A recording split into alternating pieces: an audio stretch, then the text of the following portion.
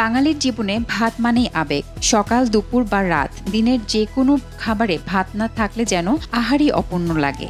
ডাল ভাত, মাছ ভাত, মাংস ভাত যে নামেই বলুন না কেন, এই যুগলবন্দি ছাড়া আমাদের খাবার টেবিল প্রায় অকল্পনীয়। কিন্তু সমস্যাটা হচ্ছে ওজন কমানোর পথে ভাত যেন এক অঘোষিত শত্রু।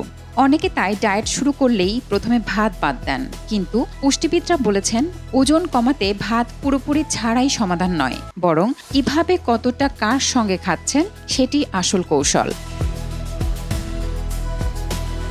সম্প্রতি যুক্তরাষ্ট্রের জনপ্রিয় নিউট্রিশন কোচ জাস্টিন গিচাবা তার এক ভিডিওতে জানিয়ে দিয়েছেন, ভাত একা খেলে শরীরে ফ্যাট জমার প্রবণতা বাড়ে ঠিকই, তবে কঠিন খাবারের সঙ্গে মিলিয়ে খেলে ওজন কমানোও সম্ভব। গিচাবার ব্যাখ্যা অনুযায়ী ভাত খুব কম হজম হয়, ফলে খাওয়ার কিছুক্ষণের মধ্যেই আবার খিদে পায়। তাই এই তাড়াতাড়ি ক্ষুধা লাগার কারণে মানুষ না বুঝেই বেশি খেয়ে ফেলেন, যা ওজন বৃদ্ধির অন্যতম কারণ। তার ভাষায়, ভাত থেকে পাওয়া এনার্জি দ্রুত ফুরিয়ে যায়, তাই শরীর নিজেই আরও খাবার চায়। এই চক্রটাই আমাদের মেদ বাড়িয়ে দেয়।